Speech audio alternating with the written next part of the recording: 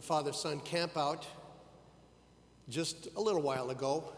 And thank God we have Father Augustine now, because the way we've had to schedule things over these years so I can go is that, when Father Charlie was here, he would cover Saturday, everything on Saturday, and then I would come home Saturday night late and assist at masses.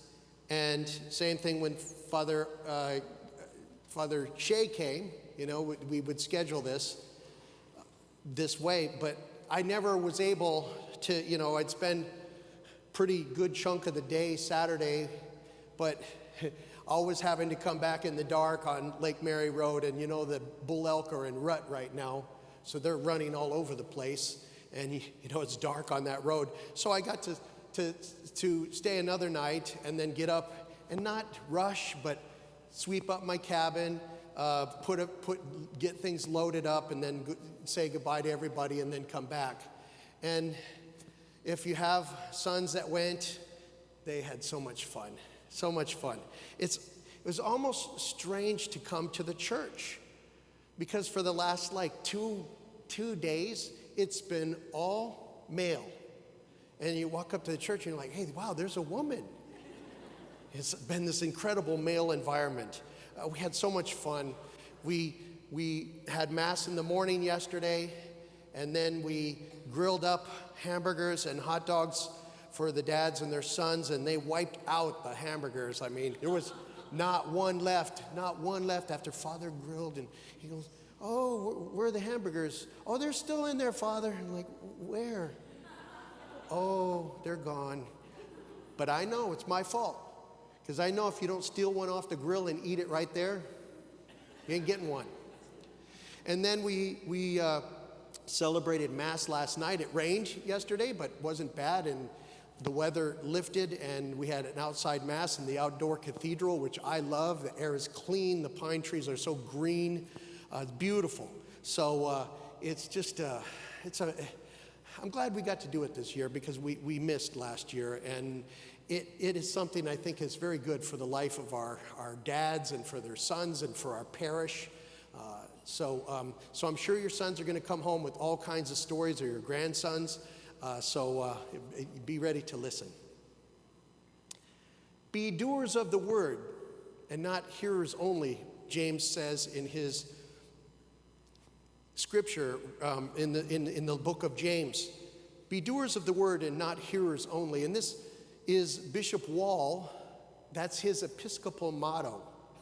He was here for 1 year as Father Jim. That's when I met him, when he was here, and I was a seminarian. And some of the parishioners had him over at their house when I was home on break. And I got to meet Father Jim Wall. And he has become a friend. And sadly, because of COVID, I haven't seen or heard much of him in the last year and a half or so, but he still remains a good friend. And I remember that in his coat of arms in Latin, be doers of the word and not hearers only. And that would, I would say, describe his life. And he really loves his patron saints. He picks James the Greater, but James the Lesser is the one that wrote this book in the Bible. And although, it's greater and the lesser, he obviously loves St. James. So be doers of the word, not hearers only. And then through James, the Lord speaks to us and talks about the Father of light. The Father of lights implanting these things in our hearts. He's implanted the word in your heart. The Father of lights. I don't know if there's another reference to that in Scripture. To me, it's beautiful. Thinking of God the Father as the Father of lights. There was a Franciscan, conventual Franciscan at Marytown next door to Mundelein, where I studied for the priesthood. And we would go over there sometimes, or I would go over there, and we would sing Vespers on Sunday. We'd sing Vespers on Saturday too. And it was a very easy chant tone to follow, which I can appreciate. And when we would move into the Our Father for Vespers, he would chant Now we turn to the Father of lights. I don't remember his exact wording, but it always gave me kind of chills. The Father of lights.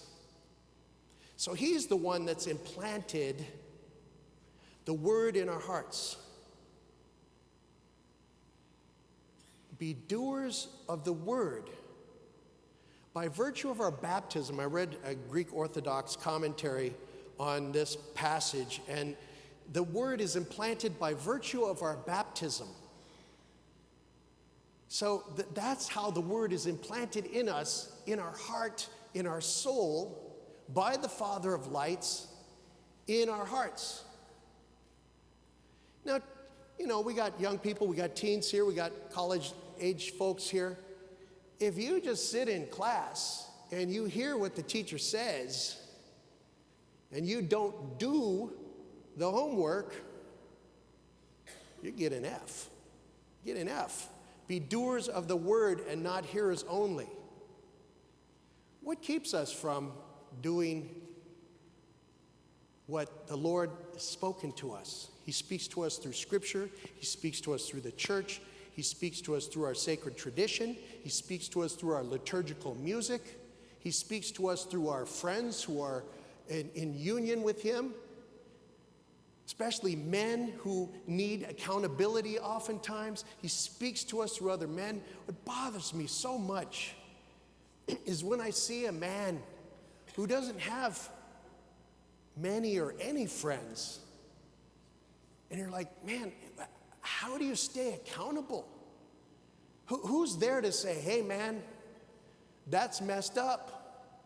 Go home and apologize to your wife. Well, she said this and she said, did you hear me? Go home and apologize to your wife. Boy, we men need that. What keeps us from being doers of the word and not listening to the Father of lights? We listen to the father of lies. That's what keeps us in part, right? We're tempted by the world, tempted by the self, and we're tempted by the devil. But oftentimes we have these attractions in our hearts, and the devil's there. He knows where we're weak, and he keeps picking away at this part of us, and he inflames that. He gets us to, more curiosity, and then the curiosity turns to lust, and then the lust into a decision, and the decision into a sinful act. We don't listen to the Father of lights, we listen to the Father of lies. And what happens? What happens when we listen to the Father of light? The Lord, he gives us a laundry list in the scriptures.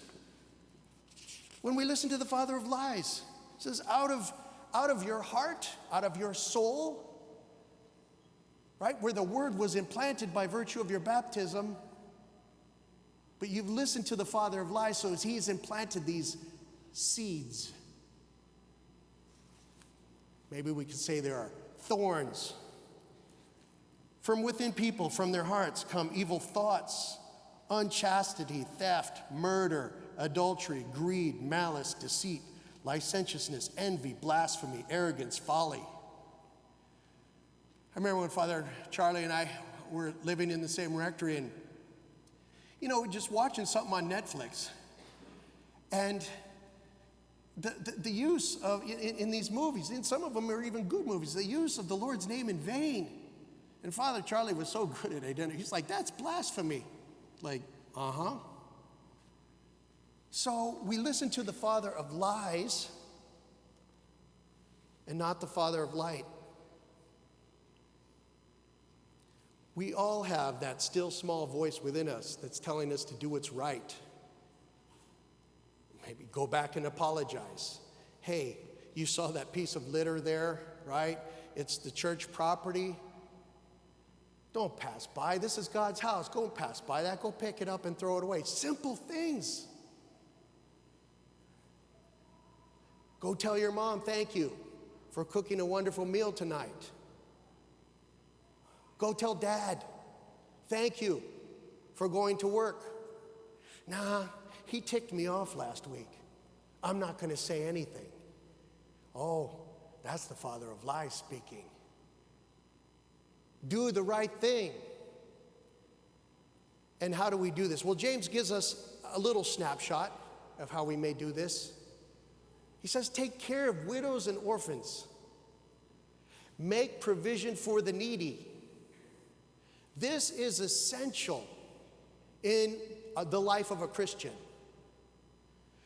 One of my professors in theology said, if you have no ascetic nature, if you have no ascetical practices in your life, you're not living the Christian life.